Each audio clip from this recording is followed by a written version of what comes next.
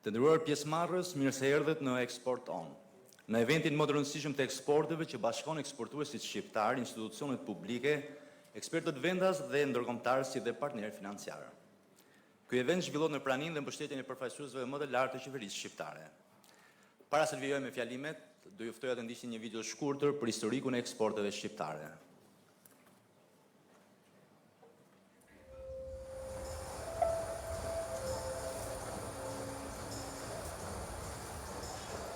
Çdo histori eksporti nis nga një vend dhe historia jonë nis këtu, në Shqipëri. Në tokën që prodhon, në njerëzit që krijojnë, në dëshirën për të lidhur me botën. Eksportet e para shqiptare u nisën me produkte të thjeshta, bujqësi, plegtori, minerale. Ato udhëtuan drejt Italisë, Greqisë dhe Europës, si një shenjë parë se Shqipëria kishte potencial përtej kufive të saj. Për shumë vite, kjo lidhje u ndërpre. Tregtia vazhdoi, por pas zgjedhje, pa konkurrencë, pa identitet. Produktet dilnin jashtë, por historia e tyre mbetej brenda. Me hapjen e tregjeve, Shqipëria u rikthye, këtë herë me sipërmarrës, me fabrika që u ndërtuan nga e para, me biznese që mësuan të punojnë sipas standardeve ndërkombëtare. Tekstilet dhe këpucët shqiptare hynë në tregjet europiane. Mineralet, energjia dhe prodhimet bujqësore nisën të gjejnë vendin e tyre. Italia u bë partner kryesor, më pas Gjermania, Spanja, rajoni dhe më gjerë. Sot, eksportet shqiptare janë histori njerëzish, janë SME që janë pjesë e zinxhirëve europian të vlerës, janë ferma që eksportojnë cilësi dhe origjinë, janë kompani që nuk eksportojnë më vetëm mallra, por besueshmëri. Mbi 70% e eksporteve shqiptare shkojnë drejt Bashkimit Evropian, sepse Shqipëria është afër, sepse është fleksibël, sepse di të përshtatet. Në këtë rrugtim, AIDA është partneri që lidh Shqipërinë me tregjet ndërkombëtare, duke mbështetur eksportuesit shqiptar, duke hapur dyer në tregjet e reja, duke promovuar produktin Made in Albania. Por ambicia jonë shkon mëtej, nga nën kontraktimi, drejt krijimit, nga lënda e parë, drejt vlerës së shtuar, nga anonimiteti, drejt markave shqiptare që njihen dhe besohen.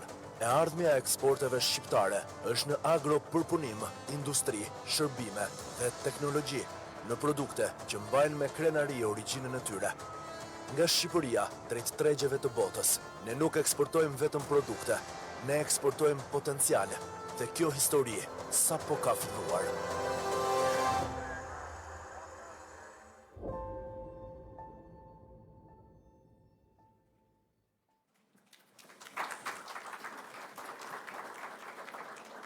Kam kënaqësinë të jap fjalën kryeministrit të Shqipërisë, zoti Edi Rama. Zoti kryeministër, ju lutem.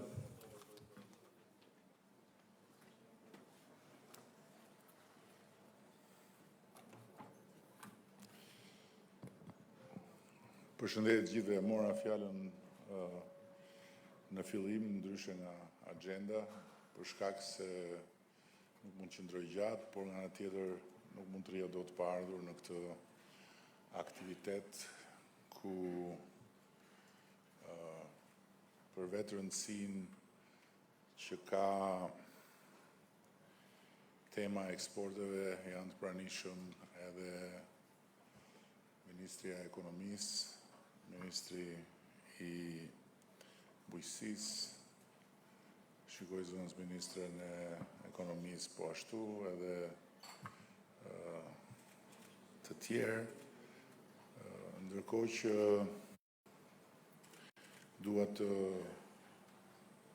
shfrytëzoj këtë moment për të theksuar domosdoshmërinë që të gjitha kompanitë tona, të cilat janë në një proces transformimit vazhdueshëm për vetë ambicien që kanë për të rritur, është domosdoshme që me patjetër të mbajnë syt edhe nga çfarë i pret në një të ardhme jo shumë të largët, kur Shqipëria do të jetë anëtare e Bashkimit Evropian, pasi Bashkimi Evropian është një hapësirë mundësisht jashtëzakonshme, por është edhe një prag sfida është jashtëzakonshme. Dhe ata që do të jenë të gatshëm të adoptohen, do të jenë fitus. Ata që nuk do të dinë të adoptohen, do të jenë humbës. Sot ne jemi në nisje të një tjetër viti shumë të rëndësishëm në procesin e antarësimit në Bashkimin Evropian, dhe ndërkohë jemi këtu për të mbështetur gjithë bashku një nisëm të AIDës, të Agjencisë sonë të investimeve, e cila tani më është kthyer nga dikur një zyrë informacioni në një mekanizëm mbështetje që monitoron, që asiston dhe që orienton të gjithë ata të cilët i adresohen. Dhe një nga gjërat më të rëndësishme për ekonominë tonë patjetër është domosdoshmëria për të rritur vlerën e krijuar në vend, dhe një nga sfidat dhe objektivat më të rëndësishëm të AIDës është pikërisht mbështetja e eksporteve duke mbështetur prodhimet Made in Albania. E pikërisht për këtë arsye, unë shoh me shumë simpati, por edhe njëkohësisht qeveria është këtu dhe do të jetë në vijimësi me ju për ta mbështetur përpjekjen për ta vendosur eksportuesin në qendër dhe përpjekjen për ta çuar në një nivel tjetër marrëdhënien mes eksportuesve dhe shtetit shqiptar, duke e shfrytzuar AIDën si një stacion ku eksportuesit dhe institucionet shtetërore, duke filluar nga ministritë përkatëse, takohen. Made in Albania është një markë cilësie dhe një pasaport për Bashkimin Evropian. E për këtë arsye, ne do të mbështesim fuqimisht dhe gjithmonë më shumë të gjithë ata që do të synojnë marrjen e kësaj pasaporte, ose më saktë gjithë ata që do të synojnë të japin vetes të pasaportë, duke hequr dorë nga ideja se konkurenca me çmim të ulët mund t'i çojë larg, dhe duke u fokusuar tek konkurenca me standarde të larta, me standarde të certifikuara nga Bashkimi Evropian, për të krijuar më shumë vlerë dhe për të synuar fitim përmes vlerës krijuar në cilësi dhe jo sasisë për të kapur një vlerë të caktuar. Nga ana tjetër, mbështetja direkte që ne do t'japim për certifikime ndërkombëtare është diçka që ne e shohim si një investim strategjik të shtetit, jo thjesht për t'i kursyer biznesit disa lek, por për ta ndihmuar biznesin që të futet më shpejt në tregun e përbashkët evropian. Kështu që do flasim ministrja me siguri për këtë hap që ne kemi vendosur të hedhim bashkarisht, duke shtuar mbështetjen financiare të shtetit për certifikimet ndërkombëtare, ashtu si kundër edhe për të mbrojtur markën dhe pronësinë intelektuale të çdo prodhimi që futet në tregun evropian me identitetin shqiptar. Pash këtu disa miq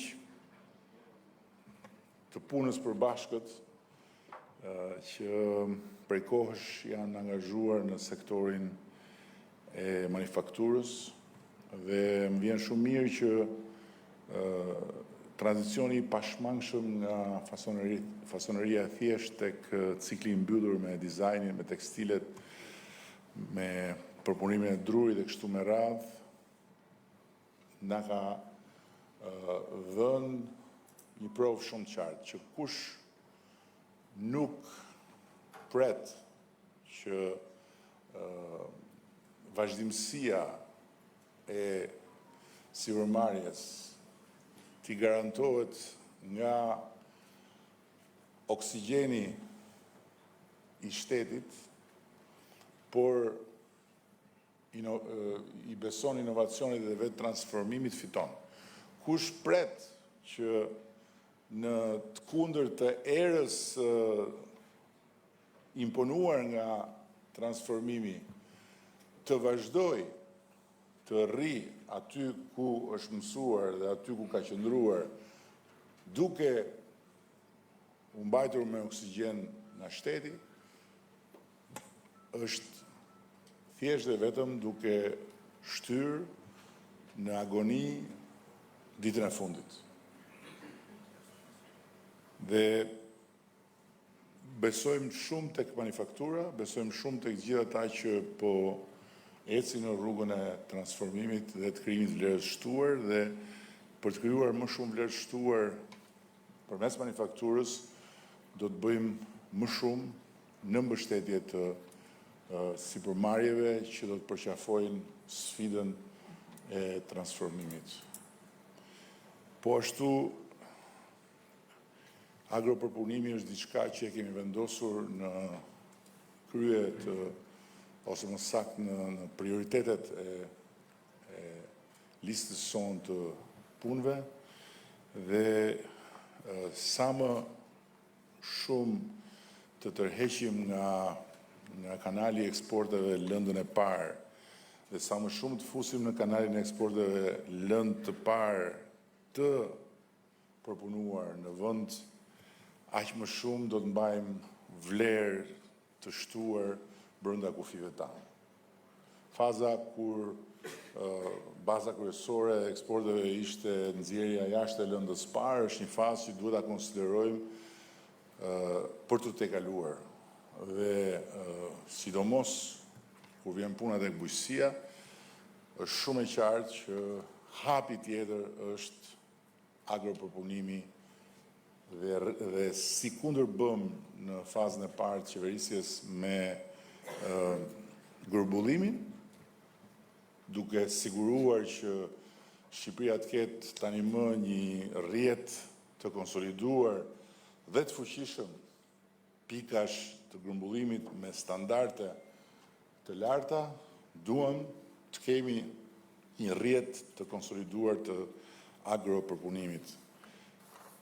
Sigurisht që një nga çështjet që janë adresuar me përmirësime të ndjeshme, por jo tërësisht nxjerr jashtë tryezës ku sipërmarrja ka trashëtuar problemet, është çështja e barierave dhe logjistikës.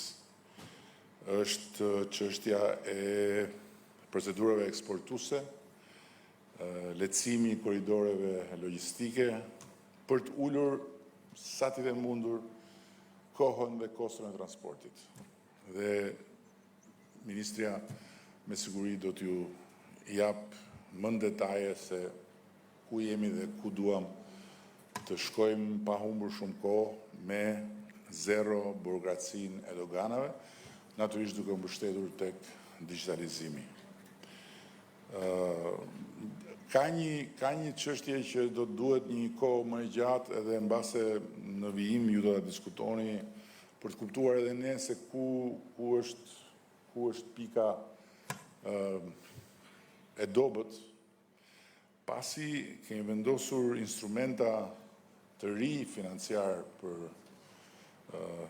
posaçërisht për ndërmarrjet eksportuese, duke ulur riskun e tyre përballë bankave tregtare, dhe gjithsesi absorbimi, thithja e këtyre fondeve është shumë e ullët krahasimisht me çfarë ne do donim të ishte. Kështu që qoftë për linjën e kreditimit të Bankës Shqipërisë, qoftë për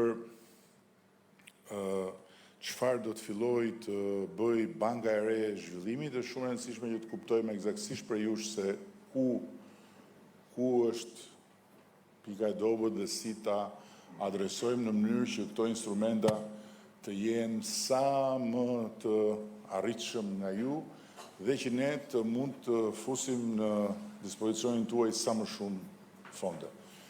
Linja e kreditit e Bankës Shqipërisë është në thonjza pa limit, po në fakt është konkretisht pa limit, po të kemi parasysh se sa larg jemi ne nga thithja edhe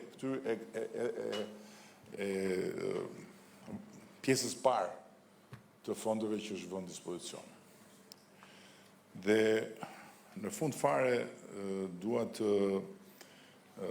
ta mbyll duke ju thënë diçka që gjithmonë më shumë për hir të vërtetës kompanisë shqiptare po e kuptojnë vetë dhe po përpiqen ta adresojnë vetë, por që përsëri unë besoj që mund ta adresojnë shumë më shpejt, mund ta adresojnë shumë më mirë dhe me shumë më tepër përfitim, që është investimi në burime njerëzore. Përpara disa vitesh, mbase ndonjëri për jush e ka dëgjuar se kam thënë edhe herë tjera, u publikua një listë e kompanive më të mëdha globale dhe ecja e tyre në 10 vite. Dhe ishte diçka e jashtëzakonshme e pasqyrë për të parë lidhjen drejt për drejt mes investimit në burime njerëzore, trajnimeve, kualifikimeve, të mbështetur financiarisht nga kompanitë dhe fitimit. Dhe të gjitha ato kompani që në fillim të 10 viteve kishin investuar më pak në burimet e tyre njerëzore, kishin ardhur me rënje në raport me kompanitë që kishin investuar në burimet e njerëzore. Dhe habia më e madhe ishte që çka ishte investuar në anë në burime njerëzore reflektoi si plus në çfarë ishte fituar. Në fillim duket sikur jep, po në fakt ai burim njerëzor ku ti investon të kthen atë që ti jep disa fish. Dhe kjo është shumë e rëndësishme edhe në kuadër të sfidës që thash për sa i përket procesit të antarësimit në Bashkimin Evropian. Kështu që Eksporton është një platformë e cila prezantohet para jush sot, por që njëkohësisht do të merret me matjen e indikatorëve që do të vinë nga realiteti i punës suaj të përditshme dhe që çdo vit do të nxjerrë edhe raportin e vet për se si kanë lëvizur volumet eksportuese, një raport që do t'i vlej qeverisë për të adresuar nga ana e vet nevojat, do t'ju vlej dhe juve për të kuptuar se ku dhe si lëviz eksporti. Shumë faleminderit për durimin. Ndjes që megjithëse nuk e bëra këtu premtimin, po asnjëherë kur unë premtoj të flas shkurt nuk e mbaj dot premtimin, kështu që shpresoj që të mos ishte e mërzitshme.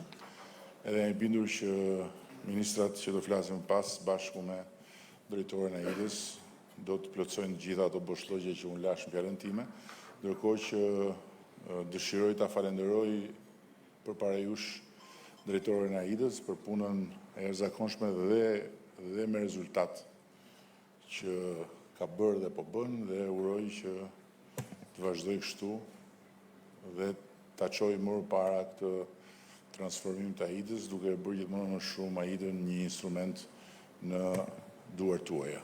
Shumë faleminderit.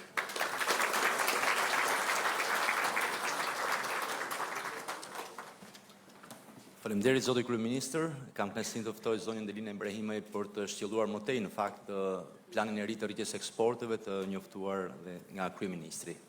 Zonja ministre.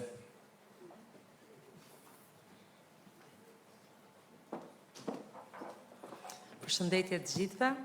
Shumë falenderit. Në fakt, kryeministri e mbylli fjalën duke thënë që ne do shtjellojmë më në detaj të gjitha ato elementë që mbetën pa përmendur. Unë mendoj që më së miri u përmendën të gjithë komponentët, të cilët do të jenë pjesë e diskutimeve të platformës Export On, që nga nevojat, që nga mbështetja, që nga planet dhe projekte që neve kemi. Megjithatë, unë do mundohem që të jem mbështeruese. Në fillim fjalës time do doja që në radhë të parë të falenderoja Aidën për idenë, për organizimin e aktivitetit dhe për çeljen e platformës Export On, por mbi të gjitha do doja që ta uroja pasi ky event vjen dhe gjithashtu me 15 vjetorin e krijimit të agjencisë. Dhe më vjen mirë që agjencia tashmë është një institucion i konsoliduar, një institucion i cili është në mbështetjen e biznesit shqiptar, në mbështetjen e investimeve shqiptare, qoftë vendas edhe ato të huaja, në promovimin e eksporteve dhe në lidhjen e kompanive shqiptare me tregjet eksportuese ndërkombëtare. Në të vërtet, ekonomia shqiptare në vitet e fundit ka ardhur në përmirësim. Ne kemi pasur një rritje të qëndrueshme të prodhimit të brendshëm bruto, kemi pasur rritje të qëndrueshme të investimeve, rritje të qëndrueshme të numrit bizneseve, të punësimit, të pagave, tregues të gjithë këto që kemi pasur një klimë biznesi e cila ka nxitur sektorin privat dhe ka nxitur ekonominë vendase. Nga ana tjetër, nëse shohim në strukturën e ekonomisë, ne vijojmë të mbetemi kryesisht një ekonomi e mbështetur në shërbime dhe gjithashtu e mbështetur në konsum vendas. Ne duam ta ndryshojmë modelin e zhvillimit të ekonomisë shqiptare, ne duam që të krijojmë potencial dhe të mbështesim një ekonomi e cila mbështetet në investime, mbështetet në eksporte dhe mbi të gjitha këto shërbejnë për të mbështetur rritjen e produktivitetit. Po si do ta bëjmë ne këtë? Si është struktura e eksporteve sot? Në të vërtetë, eksportet shqiptare janë rritur në 5 vitet e fundit, megjithatë kemi parë një zhvendosje të strukturës. 85% e eksporteve janë të përbëra nga eksportet e shërbimeve, ku turizmi, siç jeni në dieni, po zë gjithmonë më shumë peshë në këtë sektor, në sektorin e shërbimeve pra. Nga ana tjetër, pesha e eksporteve të madhrave ka ardhur në reduktim. Eksportet e madhrave për hir të vërtetës në vlerë në 5 vitet e fundit janë rritur dhe në vëllim janë rritur. Megjithatë, shërbimet janë rritur shumë më shpejt se sa madhrat dhe ndaj ne jemi të kujdesshëm me qëllim që të hartojmë politika për të mbështetur më së shumti eksportet e madhrave që janë sigurisht të lidhura me kapacitetin prodhues të vendit dhe me industrializimin e vendit. Për këtë arsye, ne gjatë vitit të ardhshëm, pra gjatë vitit 2026, do të miratojmë një politikë industriale e cila do të nxjisë prodhimin vendas. Megjithatë, sot nuk do flas për këtë, sot dua të flas për një program në të cilin neve kemi miratuar në dhjetor të vitit kaluar, programi për nxitjen e eksporteve. Ky program ka ardhur si rrjedhoje shumë analizave që ne kemi bërë, me qëllim analizimin e kush janë sfidat që eksportuesit kanë dhe çfarë nevoje kemi ne si ekonomi për të nxitur prodhuesit drejt eksportit. Programi është i hartuar në 4 shtylla kryesore. Shtylla e parë lidhet me ndërgjegjësimin dhe në fakt edhe aktiviteti që ne kryejmë sot, po edhe platforma Export On, por edhe puna e përditshme e Aidës shkojnë në drejtim të rritjes së ndërgjegjësimit. Ne nëpërmjet këtij programi duam të fuqizojmë rolin e Aidës si pikë kyçe për nxitjen e eksporteve, por nga ana tjetër duam dhe gjithashtu të fuqizojmë dhe të strukturojmë më mirë diplomacinë ekonomike, një program të cilin neve do ta lançojmë shumë shpejt në bashkëpunim me Ministrinë e Jashtme. Nga ana tjetër, me qëllim që të rrisim promovimin e eksporteve, kryeministri foli për produktin Made in Albania. Gjatë këtij viti ne do të hartojmë dhe do të miratojmë ligjin për Made in Albania, i cili do të ndihmojë brendin, do të ndihmojë produktin për qoftë marketim brenda vendit, por qoftë edhe ruajtje dhe njohje të produktit e cili do të ndihmojë në eksportin jashtë vendit, duke u kujdesur që të krijojmë standarde të cilat të jenë në linjë me standardet e Bashkimit Evropian.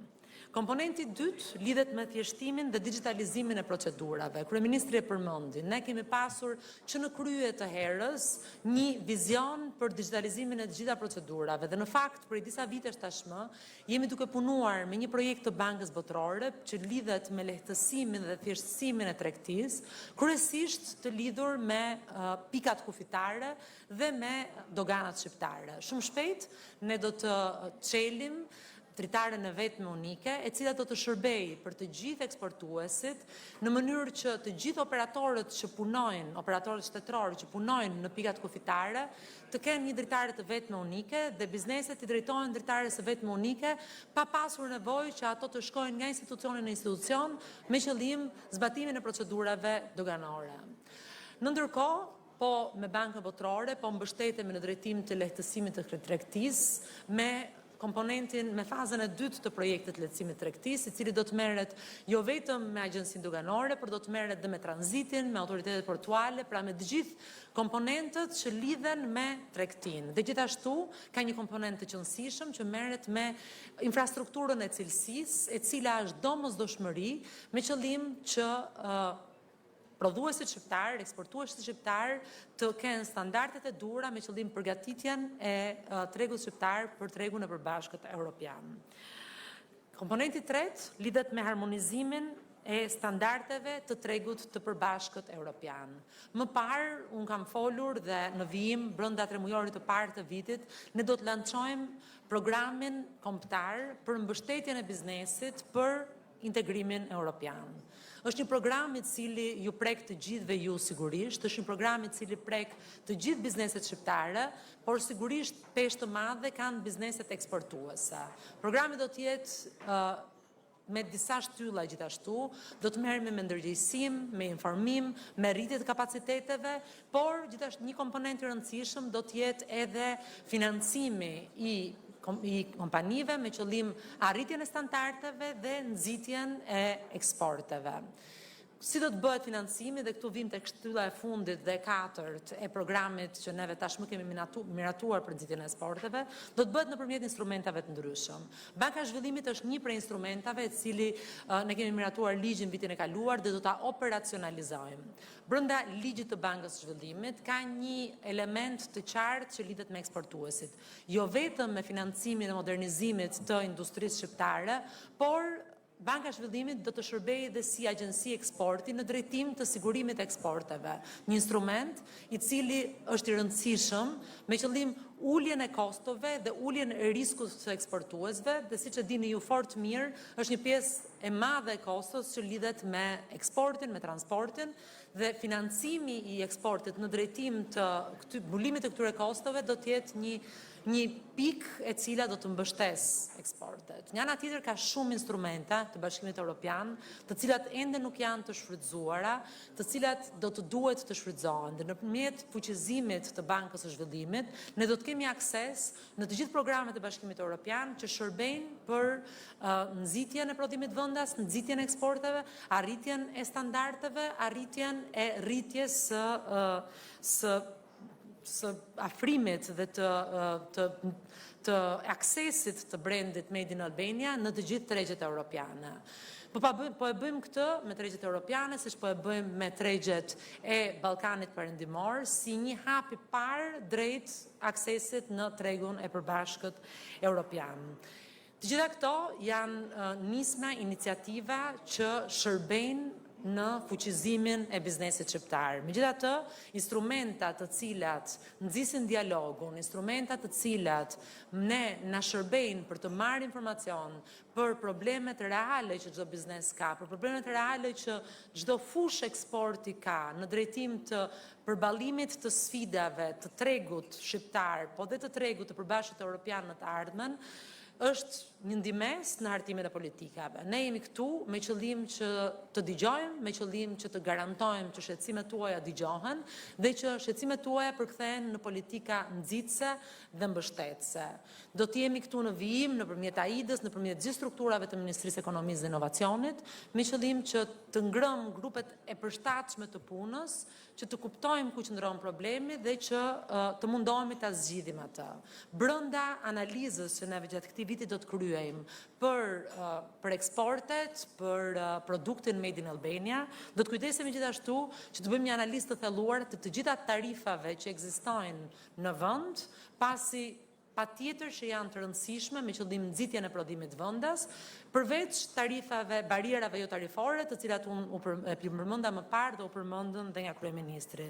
Besoj fort që ky vit është një vit i cili duhet na gjejë të angazhuar të gjithë bashkë me qëllim që informacioni që ne do të marrim dhe informacioni që do të përpunojmë të vijnë në shërbim tuaj dhe të gjitha politikat që ne do duhet të ndryshojmë me qëllim antarësimin në Bashkimin Evropian, të mos jenë politika të cilat dëmtojnë tregun shqiptar, por të jenë politika të cilat të gjithë bizneseve shqiptare i hapin një perspektivë të re, një treg të ri dhe biznesi shqiptar të jetë sa më konkurrues në tregun e përbashkët evropian. Shumë faleminderit Laura për organizimin e këtij eventi dhe uroj që të kemi një vit sa më të suksesshëm gjithë së bashku.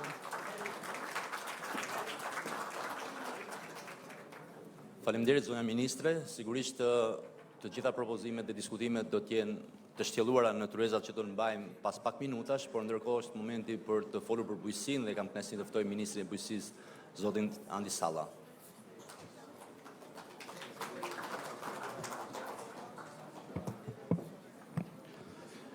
Përshëndetje gjithëve, përshëndetje Aida për këtë takim, cili është një takim ku bëm bashk bizneset dhe të gjithë ata që eksportojnë, sidomos në bujqësi dhe agropërpunim, ku potenciali është më i madh, por edhe standardet janë më kërkuese se kurrë. Eksporton vendos tryezë të vetme politikat e eksportit, financimit, standardet, promocionin dhe pagesat reale të sektorit privat. Sot eksporti nuk është thjesht shitje jashtë vendit, është besueshmëri, certifikim dhe me ndihmën gjitha një garanci për konsumatorin. Raporti i eksportit sot ka arritur 1:3, krahasuar me raportin 1:17 vite më parë. Ne kemi synim që të arrijmë në raportin 1 import dhe 2 eksporte. Eksportet tona shtrihen në 80 shtete të vendeve të BE-s, ku në gjithë ne kemi 58 vlera % të vlerës totale të eksportet bujqësore. Strukturat e eksporteve tregojnë ku jemi më fort, ku zarzavatet zën peshë më të madhe në sasi dhe në vlerën të ndjekura nga peshku në produktet e detit. Kjo do të thotë që jemi në rrugën e dur, sepse BE të hapet dera vetëm kur kemi standard, kontroll, dokumentacion dhe produkt të sigurt. Aktualisht ne punojmë në disa drejtime paralele me parafrimin e plot të legjislacionit BE-s, me synim finalizimin e transpozimit ligjor deri në 2027 dhe konsolidimit e kontrollit zyrtar në nivelin qendror dhe rajonal brenda 2026-s, si dhe digitalizimi i kontrollit ushqimor, i cili do të mundsoj monitorim të vazhdueshëm, standardizim të dhënash në kohë reale që i shërben njëkohësisht konsumatorit dhe eksportuesit. Në këtë linjë investimet në rrjetin laboratorik, modernizimi i laboratorëve rajonal dhe forcimi i pikave të inspektimit kufitar, të cilat janë thelbësore për besueshmërinë e analizave dhe lehtësimin e procedurave të eksportit. Synimi im ynë është në bujqësi 2030 që eksportet bujqësore dhe të shkojnë në $1 miliard deri në vitin 2030. Prandaj përmes skemave kombëtare dhe së shpejti dhe nëpërmjet i partit, ne do të mbështesim modernizimin e fermave dhe kapacitetet e përpunimit.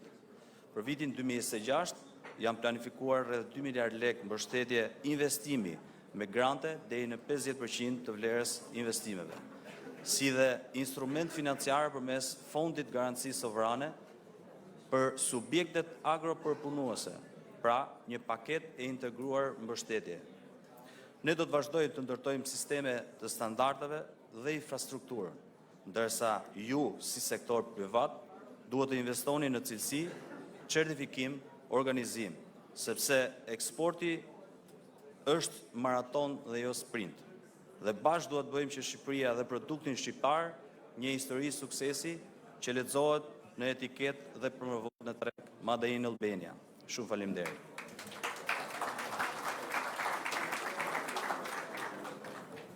Faleminderit zoti ministër, duke qenë se po jepe një sër informacionesh të rëndësishme, do kërkoja të mbajmë pak qetësi, sepse mendoj që do mund të mësojmë më shumë nëse mbajmë pak qetësi. Faleminderit shumë.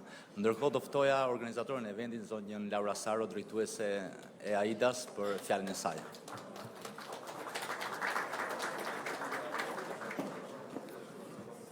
Shumë faleminderit. Më ra detyrë e vështirë që të tërheq vëmendjen tani, se e kisha menduar për në fillim, por do e mbaj shumë shkurt. E para që më vjen që realisht shumë faleminderit që jeni këtu, edhe që besoni në një platformë që e ka nismën sot dhe të suksesshme e bëni ju, edhe patjetër e bën përgjegjësia dhe respondi që do ketë nga gjitha institucionet.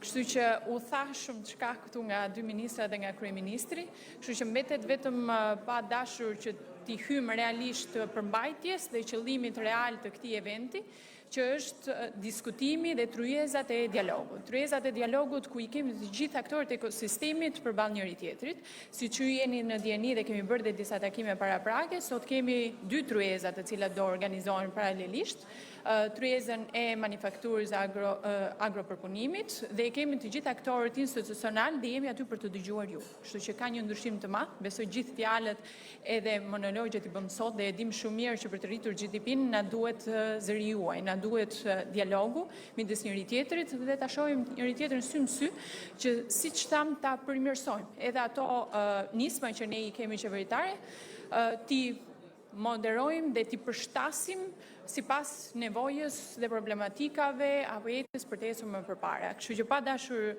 ta zgjas shumë, ju lutem të gjithëve sipas listës që kemi të kalojmë tek dy tryezat e diskutimit dhe në fund do mblidhemi sërish këtu për të caktuar detyrat që I kemi lënë njëri tjetrit.